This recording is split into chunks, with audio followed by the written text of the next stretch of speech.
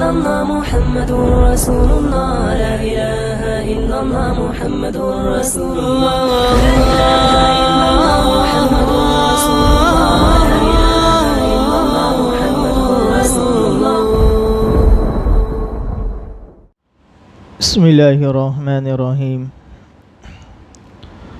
الحمد لله وحده والصلاة والسلام على من لا نبي بعده أما بعد فأعوذ بالله من الشيطان الرجيم. بسم الله الرحمن الرحيم.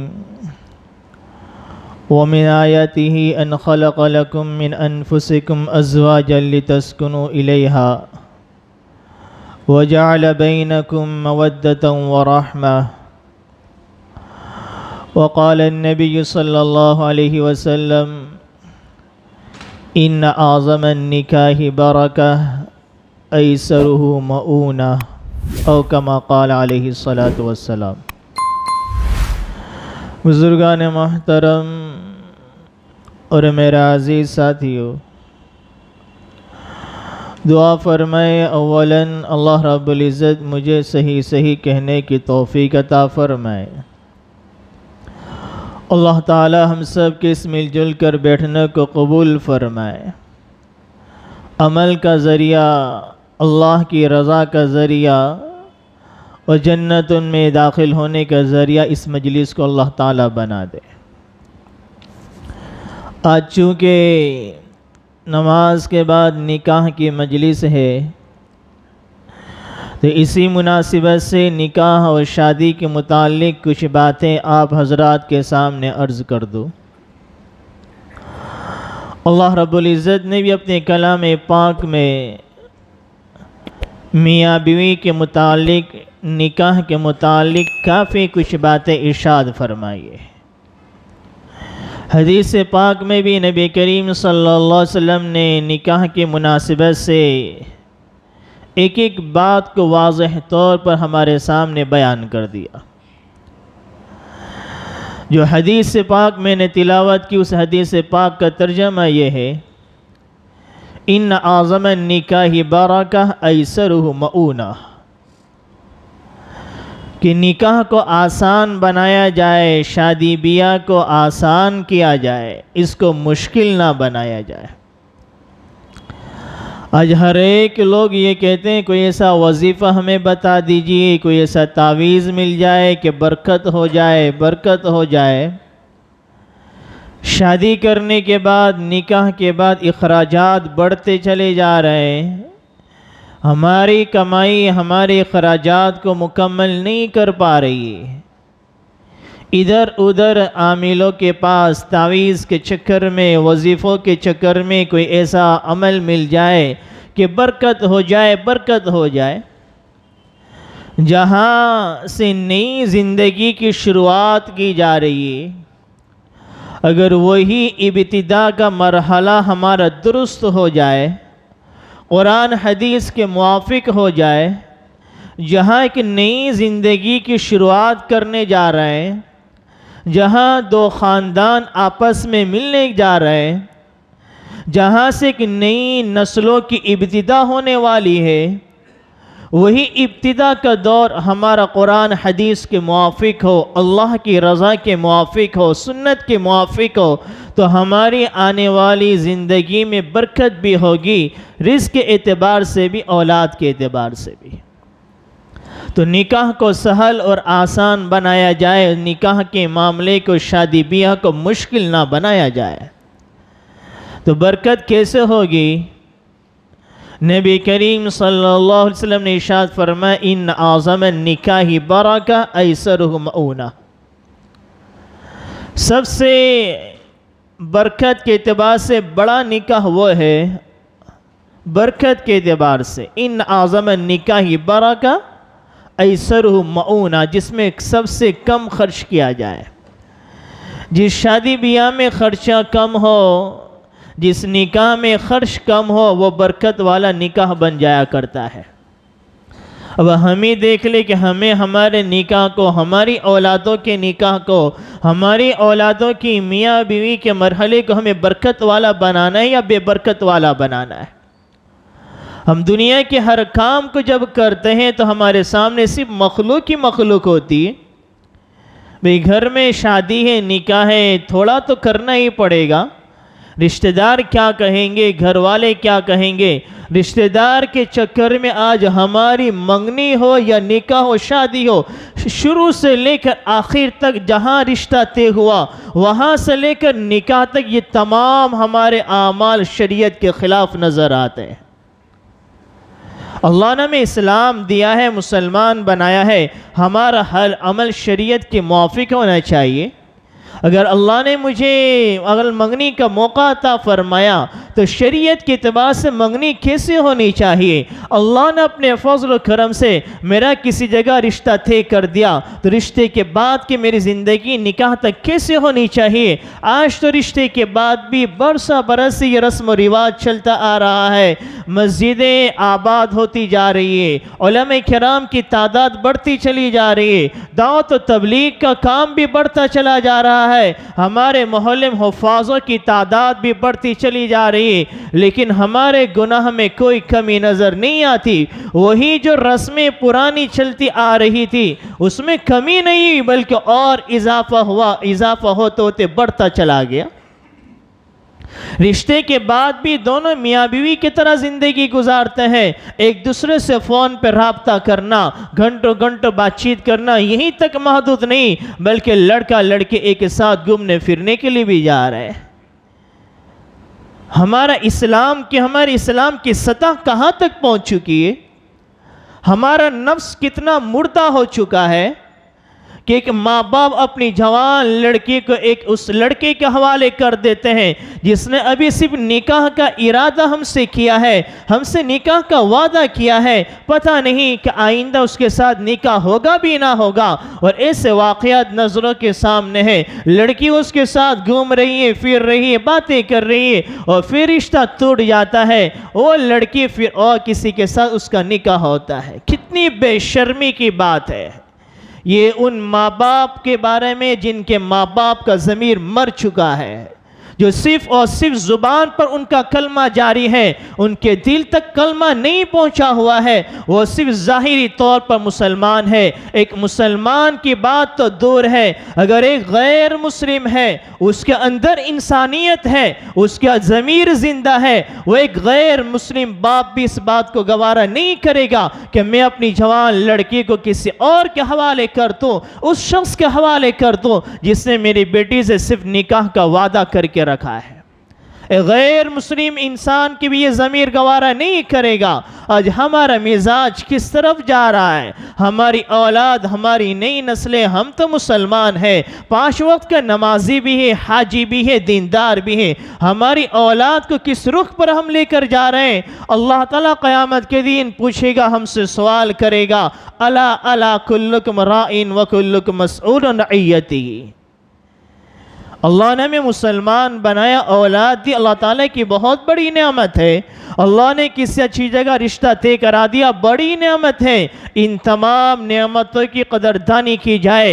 اگر ان نعمتوں کی ناقدری کی گئی اللہ تعالیٰ شادی کے بعد کی زندگی میں نہ برکت دے گا نہ محبت دے گا. انسان کو بنانے والا اللہ تعالیٰ ہے، انسان کا خالق اللہ تعالیٰ ہے. اللہ تعالیٰ قرآن کریم میں فرماتے ہیں وَمِنْ آیَاتِهِ أَنْ خَلَقَ لَكُم مِّنْ أَنفُسِكُمْ أَزْوَاجًا لِتَسْكُنُوا إِلَيْهَا وَجَعَلَ بَيْنَكُمْ مَوَدَّةً وَرَحْمَةً. شادی کے بعد بھی میاں بیوی کے درمیان لڑائی جھگڑے ہوتے رہتے، ایک دوسرے کے حقوق کی ادائیگی نہیں. بیوی پریشان، کبھی شوہر پریشان. کوئی تعویذ مل جائے کہ بیوی میرے قبضے میں آ جائے، بیوی پریشان کہ کوئی ایسا عمل وظیفہ تعویذ مل جائے کہ شوہر میرے کنٹرول میں آ جائے. اللہ تعالیٰ قرآن کریم میں ہمیں تعویذ بتا رہا ہے. یہ انسان کا بنانے والا اللہ ہے، ان دلوں کا مالک اللہ ہے. یہ انسان کے دل بھی اللہ کے قبضے میں، انسان کی ذاتیں بھی اللہ تعالیٰ کے قبضے میں. وہی انسان میاں بیوی کے درمیان محبتوں کو ڈالتا ہے. وَمِنْ آیَاتِهِ أَنْ خَلَقَ لَكُم مِّنْ أَنفُسِكُمْ أَزْوَاجًا. اللہ کی نشانیوں میں سے ایک نشانی یہ ہے اللہ تعالیٰ نشانی بیان فرما، اللہ کی نشانی میں سے یہ نشانی ہے، اللہ نے تم ہی میں سے، انسان ہی میں سے اللہ نے تمہارے لیے جوڑوں کو بنایا کہ مرد عورت کو ملا کر میاں بیوی کا جوڑا بنا لی، تسکنو الیہا، تاکہ تم سکون کے ساتھ زندگی گزارو، کہ ایک دوسرے کے ساتھ تسکین حاصل کرو، تمہیں اطمینان قلب حاصل ہو۔ وَجَعَلَ بَيْنَكُمْ مَوَدَّةً وَرَحْمَةً، اور ہم ہی ان کے درمیان مودت محبت کو ڈال دیتے ہیں۔ تو پتہ چلا اللہ تعالیٰ میاں بیوی کے درمیان محبت کو ڈالنے والے اللہ تعالیٰ ہے۔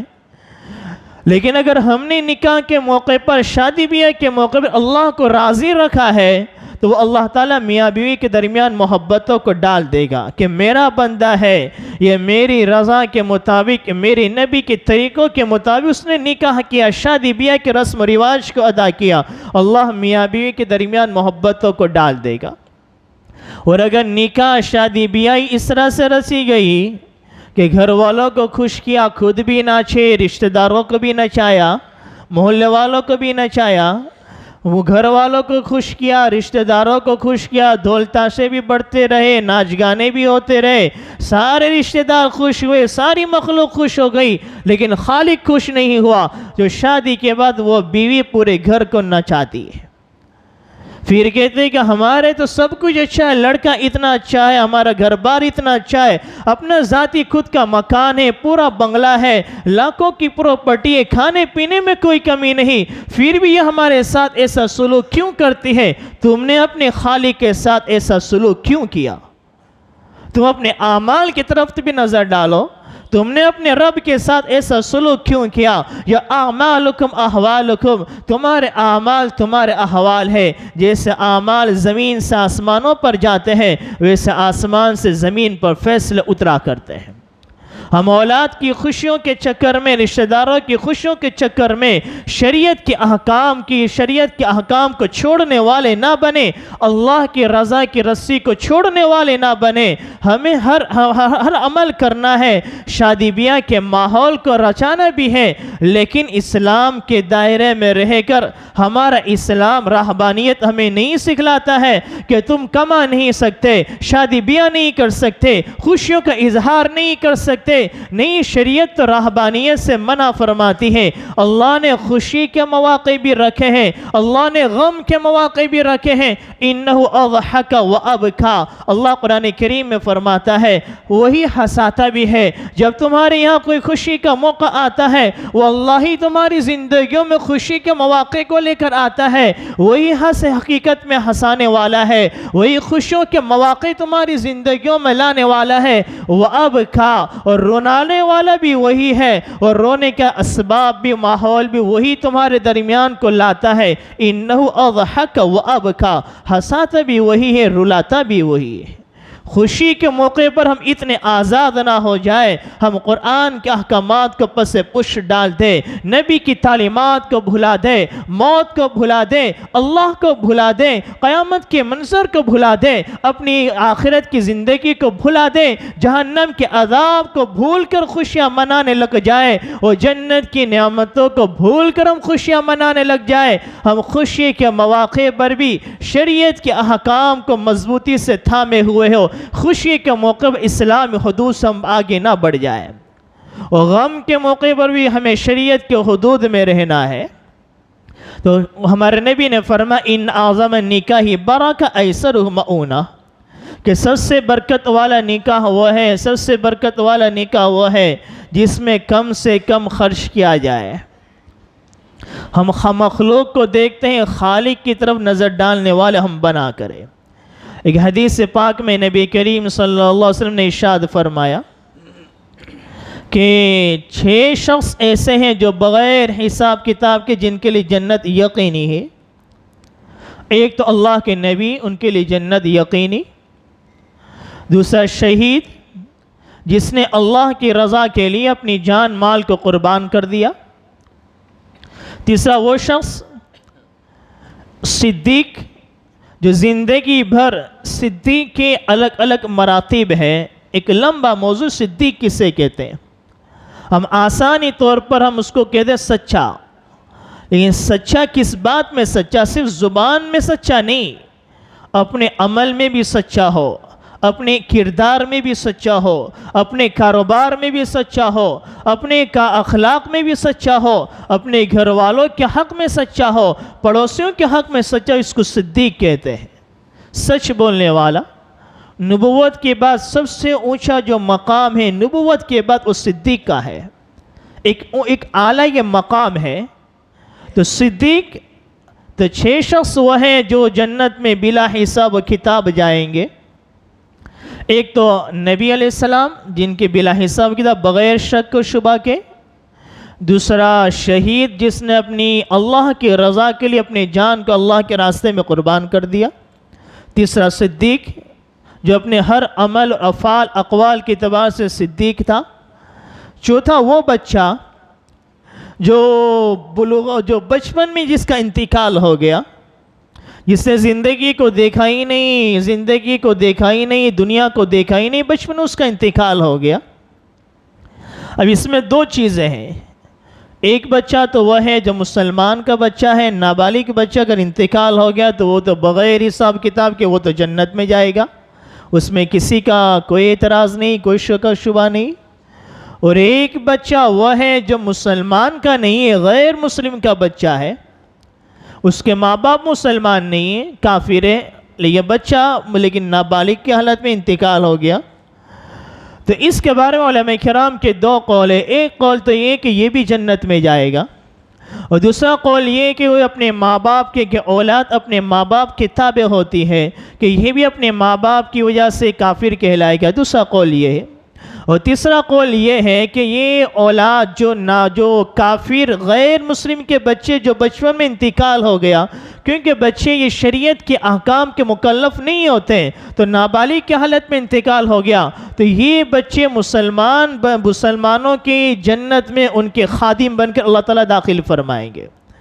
تو یہ میں کہہ رہا تھا نابالغ بچہ جو اس کا بلوغت نابالغت کی حالت میں انتقال ہو گیا وہ بھی بغیر حساب کتاب کے جنت میں جائے گا۔ 5واں وہ شخص ایک مسلمان دوسرے مسلمان سے ملاقات کرتا ہے صرف دین کی نسبت سے، اللہ کی رضا کے لیے، دنیاوی کوئی غرض مقصود نہیں، ایک مسلمان کسی دوسرے مسلمان کے ساتھ ملنے کے لیے جاتا ہے، ملاقات کے لیے جاتا ہے دین کی نسبت سے، اللہ تعالیٰ ایسے شخص کو بغیر حساب کتاب کی جنت میں داخل فرمائے گا۔ 6 وہ عورت کہ وہ اس کا شوہر اگر اس سے ناراض ہو جائے، وہ عورت کہ اگر اس کے ساتھ بدسلوک شوہر نے بدسلوکی کی، اس کے اچھے اخلاق کا اس کے سامنے مظاہرہ نہیں کیا، اس پر ظلم زیادتی کی، وہ عورت برداشت کرتی ہے، شوہر ناراض ہو گیا تو وہ شوہر کو ہر طریقے سے خوش کرنے کی کوشش کرتی ہے۔ ہمارے نبی نے فرمایا ایسی عورت بھی بلا حساب کتاب کے جنت میں جائے گی۔ لیکن اپنی بچیوں کو ہم بتائیں بھی تو صحیح کہ شوہر کے حقوق کیا ہے۔ آج ماں باپ اپنی اولادوں کو بتاتے ہی نہیں کہ نہ لڑکوں کو بتاتے کہ لڑکی کے حقوق کیا ہے، نہ بیوی کو، نہ لڑکی کو پتہ، اس کو جہیز میں سب کچھ دے دیا، 50 جوڑے کپڑے دے دیے، زیورات بھی دے دیے، سب کچھ دیا، لیکن 10 منٹ ماں باپ اپنے پاس لے کر بیٹھتے نہیں ہیں، بیٹا وہ تیرا سسرال ہے، وہ تیرا حقیقی گھر یہاں پر تھا، ہم تیرے حقیقی ماں باپ تھے، تو جو بھی کرتی تھا ہم اس کو برداشت کر لیتے تھے، وہاں تیری ہر باتوں کو برداشت نہیں کیا جائے گا، تیری زندگی کو بدلنا ہوگا، تیری عادتوں کو بدلنا ہوگا، تیرے اخلاق کو بدلنا ہوگا، تیرے شوہر کے حقوق یہ ہے، تیرے ساس سسر کے حقوق یہ ہے۔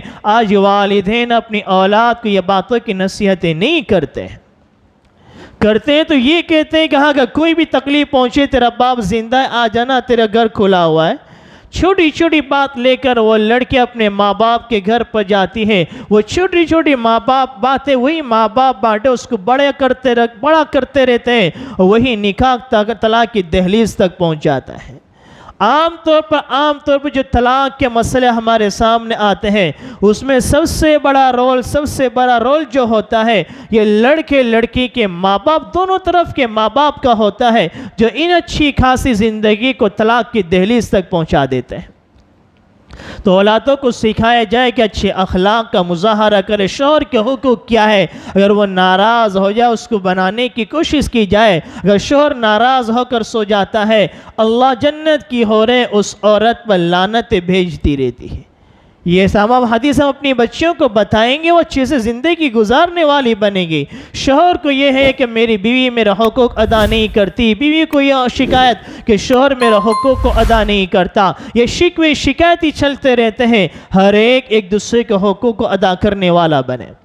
میں ایک بات بار بار کہا کرتا ہوں، ہر نکاح کے مجلس میں کہتا ہوں کہ کیونکہ ہمارا ماحول ہی کچھ اس طرح سے ہے اور ضرورت بھی ہے، جب یہ چیزیں ختم ہو جائے گی یہ بات میں کہنا بند کر دوں گا کہ آج ہم جو لڑکی کو جو شادی کر کے لے کر آتے ہیں وہ گھر کی نہ بہو ہوتی ہے نہ دلہن ہوتی ہے، وہ تو گھر کی نوکرانی بن کر ہم لے کر آتے ہیں۔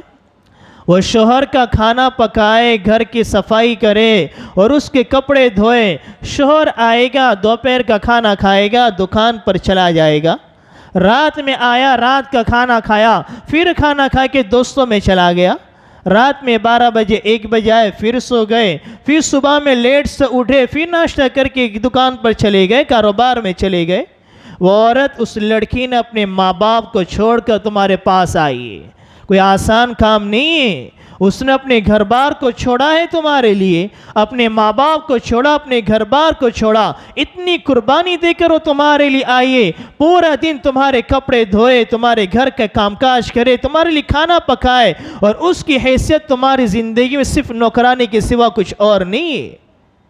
اپنے اوقات کو ان کے ساتھ نہیں گزارا جاتا ہے، کچھ وقت دے دیا، ہفتے میں 1 دن اتوار کے لیے گھومنے پھرنے کے لیے گئے، یہ کافی نہیں ہے۔ اپنے اوقات کو اپنے گھروں میں گزارا جائے۔ جتنی خرافات ہو رہی ہے، آج ہماری اولادیں ڈرگز کے پیچھے جا رہی ہیں، نشے کے پیچھے جا رہی ہے، آج ہماری نسلیں، ہماری اولادیں کثرت سے زنا کی راہ پر چلتی ہوئی نظر آ رہی ہیں۔ نوجوان بھی، شادی شدہ بھی زنا کی راہ پر کثرت سے ہمارا معاشرہ چلتا ہوا نظر آ رہا ہے، کیونکہ گھر ویران پڑے ہوئے ہیں، رات میں گھر خالی ہے، گھر کے تمام افراد، مرد تو باہر ہے، گھر کی عورتیں اپنے گھروں میں ہیں، جوان لڑکیاں اپنے گھروں میں ہیں، بیوی اپنے گھر میں اکیلی ہے، شیطان اس کو بہکاتا ہے، کسی اور سے تعلقات کو قائم کرواتا ہے۔ اللہ کے واسطے زندگی کے طریقے کو بدلا جائے، ہم اپنے اوقات کو گھروں میں گزارا جائے، تبھی ہماری گھر کی عورتیں محفوظ رہے گی اور ہماری اولادیں بھی ہماری محفوظ رہے گی۔ آپ باہر اوقات گزارو گے اور آپ چاہو ہماری اولادیں نیک بنے، اچھی بنے، ہماری بچیاں کسی سے نظر نہ ملائے، وہ ہماری عزت کو خراب نہ کریں، یہ بالکل غلط سوچ ہے۔ آپ نے اپنی اولاد کو دیا ہی کیا کہ آپ اپنی اولاد سے یہ توقع رکھتے ہیں وہ میری عزت اور میری ناک نہیں کٹائے گی؟ تو یہ ہمارا معاشرہ تیزی سے، آج ہمارا معاشرہ، میں بار بار یہ جملے کہہ رہا ہوں، یہ باہر کسی اور کی جگہ کی نہیں، ہمارا علاقہ، ہمارا محلہ، ہمارا معاشرہ تیزی سے نشے کی طرف بڑھ رہا ہے اور تیزی سے زنا کے راستے پر چلتا ہوا نظر آ رہا ہے۔ ہمارے نبی نے بھی فرمایا، آپ علیہ السلام سے ایک سوال کیا گیا، یہ بات کہ اگر حدیث سنا کر اپنی بات کو ختم کروں۔ ایک صحابی نے پوچھا، من نجات یا رسول اللہ صلی اللہ علیہ وسلم، میں چاہتا ہوں کہ قیامت کے عذاب سے بچ جاؤں، جہنم کے عذاب سے بچ جاؤں، قیامت کی رسوائی سے بچ جاؤں، اللہ کی ناراضگی سے بچ جاؤں، من نجات، کیسے نجات ملے گی مجھے؟ ہمارے نبی نے 3 عمل بتا دیے، اگر اللہ تعالیٰ اپنی دل کی دیواروں پر لکھ لو، اگر اسی حدیث پر اگر ہم نے عمل کر لیا، انشاءاللہ اللہ تعالیٰ قیامت کے دن ہمیں نجات عطا فرما دے گا۔ دعا فرمائے، نیت کرے ہمیں اس 3 کام پر، ہمارے نبی کے 3 باتوں پر عمل کرنا ہے۔ املک علیک لسانک ولیساک بیتک وابکی علی خطیئتک، املک علیک لسانک، اپنی زبان کو قابو میں رکھو، خاص طور پر اپنے گھروں میں گالی گلوچ کرنا، شوہر بات بات میں بیوی کے سامنے گالی گلوچ کر دیتا ہے، گالی گلوچ کرتا ہے، اولادوں کے سامنے اولادیں دیکھتی ہیں، ہمارا باپ بھی گالی بولتا ہے، ہمیں بھی گالی بولنا ہے، گالی گلوچ نہیں کرنا ہے، خاص طور پر بیوی کے ساتھ اچھے سلوک کے ساتھ پیش آنا ہے، اور اسی طریقے سے مارنے کی تو بہت دور کی بات ہے، آج بیویوں پر ہاتھ اٹھانا بھی بہت عام ہوتا جا رہا ہے، بہت واقعات سننے کو ملتے ہیں کہ شوہر اپنی بیوی کو مارتا ہے. کتنی بے حیائی اور کتنے یہ نیچ پنے کی حرکت ہے. اگر آپ اپنے ماتحتوں کے ساتھ چھوٹی چھوٹی بات میں ایسا سختی کا معاملہ کرو گے, آپ بھی سوچ لینا میں بھی اللہ کے حقوق کتنے ادا کرتا ہوں. جب آپ کی باری آئے گی آپ چاہو گے میرے رب مجھے معاف کر دے, آپ کو معاف نہیں کیا جائے گا. آپ نے اپنا بدلہ لیا تھا اپنے سامنے والے کے ہر غلطی پر, آپ نے اس کو سزا دی تھی. واللہ جب سزا دے گا قیامت کے دن آپ برداشت نہیں کر سکو گے. املک علیک لسانک, زبان کو کنٹرول میں رکھا کرو. وَبِكِ عَلَى خَطِئَتِكَ املک علیک لسانک وَلْيَسَاكَ بَيْتُكَ, اپنے گھروں میں زندگی گزارا کرو, تمہارا گھر تمہارے لیے کافی ہو. صرف کھانے سونے کے لیے نہ جاؤ بلکہ ضرورت کے لیے گھر سے باہر نکلو. جیسے ضرورت پوری ہو گئی آپ کا کام پورا ہو گیا, اپنے اوقات کو گھر میں گزارو. یہ میں نہیں کہہ رہا, ہمارے نبی فرما رہے ہیں. ہمارے نبی فرما رہے ہیں وَلْيَسَاكَ بَيْتُكَ وَبِكِ عَلَى خَطِئَتِكَ, اللہ کی اطاعت کرنا ہے, اچھے عمل کرنا ہے. اگر کوئی گناہ ہو گیا اس گناہ پر اللہ کے سامنے سچی پکی توبہ کرنا ہے. یہ 3 عمل کر لو گے, اللہ ہمارے نبی فرما رہے ہیں اللہ تعالی جہنم کے عذاب سے نجات دے دے گا. اللہ عمل کرنے کی توفیق عطا فرمائے. اس ہونے والے نکاح کو قبول فرمائے. زوجین میں دونوں خاندان میں خوب محبت عطا فرمائے اور دونوں کو موت تک ایک دوسرے کے حقوق ادا کرنے والا بنائے. آمین. وما علینا الا البلاغ.